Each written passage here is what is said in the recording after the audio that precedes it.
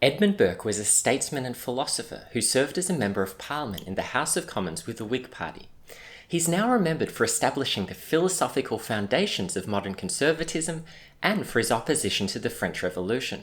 He believed the revolution was a misguided attempt at social progress, which had profoundly retrograde consequences in practice. He was critical of the application of abstract Enlightenment principles rather than a reliance on well-established custom and traditions. He opposed the revolution in the name of liberty and thought that the British system of constitutional monarchy, the rule of law, and legal precedent offered a firmer foundation for freedom than newly discovered abstract rights.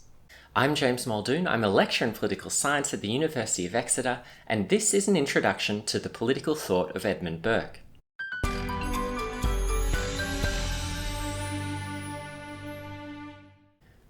Burke's life. Edmund Burke was born in 1729 in Dublin to a Catholic mother and a Protestant father.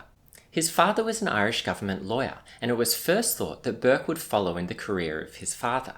He was sent to a Quaker boarding school, and it's probable that this diversity of religious influences in his early life supported his later advocacy for religious tolerance. He attended Dublin's Trinity College at the age of 15 and read classical literature.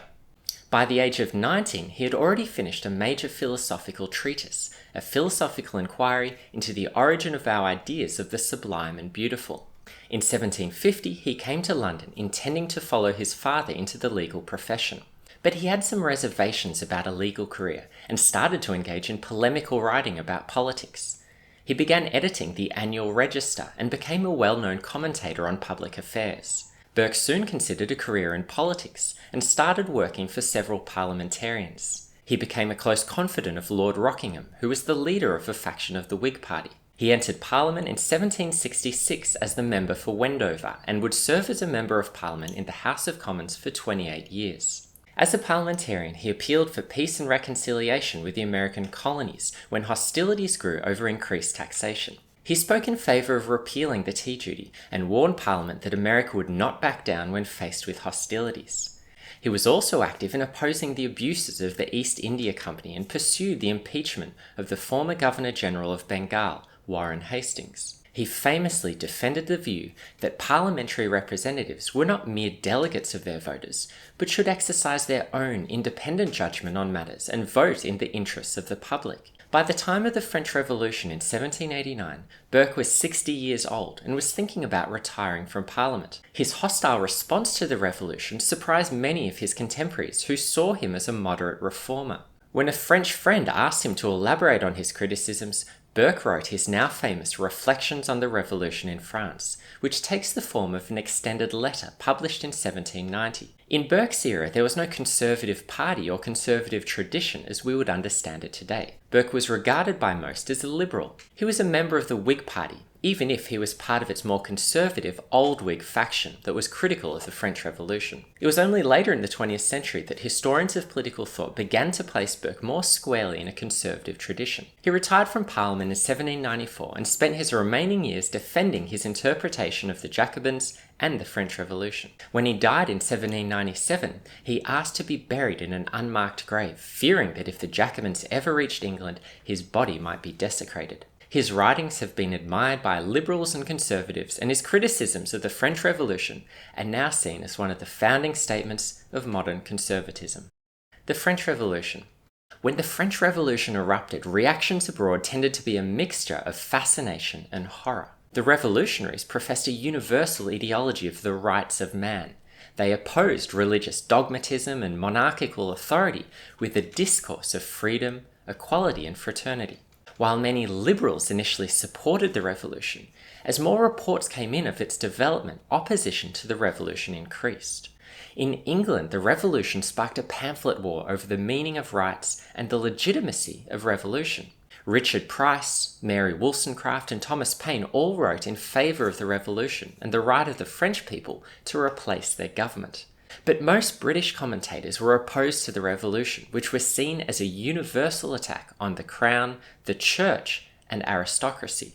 The revolutionaries had aspirations of extending liberty and equality across the world, and their ideology was rightly seen as a threat to the established order of other European states. Burke was initially on the fence and didn't come out either for or against the revolution. This was until the Women's March on Versailles, in which women led a crowd to the royal palace in Versailles and forced the king to return to Paris. This was too much for Burke, who thought that the office of the king had been thrown into disrepute by these actions. He was critical of the revolutionary seizure of church property, execution of the king, and their opposition to religion. The Glorious Revolution of 1688. Burke's polemic began by addressing a comparison between the French Revolution and the English Revolution of 1688. For Burke, 1688 was a template of what a revolution should look like. For him, it was ordered, respectful of authority, and returned an ancient balance between court and parliament. His first target was a well-known supporter of the French Revolution, the moral philosopher and preacher Richard Price. Price had characterized the English Revolution as institutionalizing the rights of the people to choose their own governors, to rebel against unjust authority, and to form their own government. For Burke, the 1688 revolution had done no such thing. The revolution merely reasserted long-standing principles of the sovereignty of British Parliament that were inherited from the past. He considered that the essence of the revolution was disclosed in a document called the Declaration of Right. This was a declaration presented to William of Orange and his wife Mary, specifying the rights of British subjects and the limitations on the Crown. The declaration enshrined a constitutional monarchy with parliamentary supremacy. Importantly for Burke, it didn't just set out the liberties of the individual, but also the proper succession of the Crown. This was important because it sought to preserve the continuity of the political system from one generation to the next.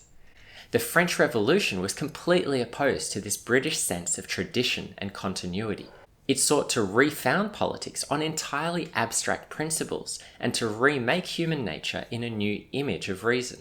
I cannot conceive how any man can have brought himself to that pitch of presumption to consider his country as nothing but a carte blanche upon which he may scribble whatever he pleases. These were dangerous ideas for Burke that would only lead to violence. A defense of liberty and tradition. Burke's critique of the revolution wasn't based on an opposition to liberty, but rather on a different account of how it was best realized. Burke judged the well-founded tradition of English liberty, developed over centuries of legal principle and social norms, as superior to the abstract claims of the French rights of man. These rights were universal principles detached from any grounding in a particular culture and tradition. Political systems for Burke were socially and historically contextual and passed down from one generation to the next. Burke rejected the idea that natural rights were the foundation of government. He saw laws and institutions as products of human invention. They were practical compromises for establishing the basis of a decent society. The real rights of man for Burke were the long-standing traditions and legal precedents established over centuries of evolution. These specific rights of Englishmen could be contrasted with the misguided and abstract rights of man. But what is liberty without wisdom and without virtue? It is the greatest of all possible evils, for it is folly, vice, and madness without tuition or restraint. One of Burke's primary arguments was that English liberty was based on a number of preconditions, which were either not present or actively destroyed during the French Revolution. Institutions like social ranks in society, a system of property, and a respect for authority were all necessary for liberty to flourish. In their attempt to assert the sovereignty of reason and to sweep away the institutions of the old regime, the French revolutionaries had broken apart the necessary bond between liberty and tradition, the church and state. Burke thought that people had a right to oppose the reign of absolute monarchs. He didn't think a monarchy which ruled outside the bounds of law respected a subject's liberty. But the French attempt to establish a republic fell victim to an equally dangerous system of a despotism of the multitude. He thought that a constitutional monarchy in which the crown was directed by laws and that representatives could sit in a legislature was an ideal form of government. This system was supported by the presence of stabilizing institutions such as a landed gentry, hereditary wealth, and elected representatives. The church also played a fundamental role in social cohesion. Burke was concerned about the atheism of the French Revolution. He saw religion as an important bond of human society that motivated civilized behavior and taught people useful social norms. For Burke, the state was sanctioned by God and formed part of the fabric of society. He saw the French attacks on the church as a way for moneyed interests to seize church property and increase their wealth. He had sympathy with attacks on religious dogmatism, but he didn't think they could be adequately replaced by an equally dogmatic Enlightenment atheism. Burke's liberal conservatism. Burke held an organic conception of human society. For him, social institutions were comprised of complex relations developed over long periods of experience. This social organicism was combined with a respect for authority and a profound reverence for the wisdom of ancestors. His political conservatism derived from his belief in the difficulty of making radical interventions into complicated human affairs. He thought that politics called for caution and restraint in our action. He believed we were better guided by reflection on past experience and tradition than by an appeal to abstract metaphysical principles. Another key aspect of his conservatism was his belief in natural social hierarchies that divided people into classes based on property. While Rousseau would criticize social inequalities, Burke thought they played an important stabilizing and ordering function in society. Conservatism differs greatly across historical eras. Conservative movements have defended a variety of positions, often in opposition to reformist and radical projects. A defining feature of most forms of conservatism is the defense of an established order and a belief in the naturalness of existing inequalities. One of the reasons Burke supported most aspects of the status quo was he thought they embodied the collective wisdom of his society.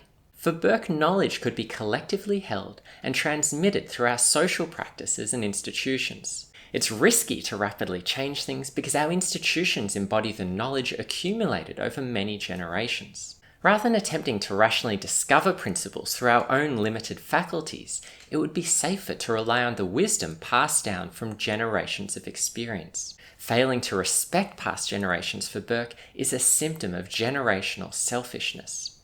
If we could speak of a social contract, then it must include a binding relationship between the current generation and their ancestors and a future generation. In opposition to the French revolutionaries, Burke advocated for gradual reform over radical acts of transformation. This was based on his respect for tradition and natural social hierarchies as stabilizing forces in society. He supported revolution, but only to the extent that involved a returning to fundamental rights established by long-standing customs and tradition. For a critique of Burke's position on the French Revolution, you can see my video of Mary Wollstonecraft, and don't forget to subscribe for more political philosophy.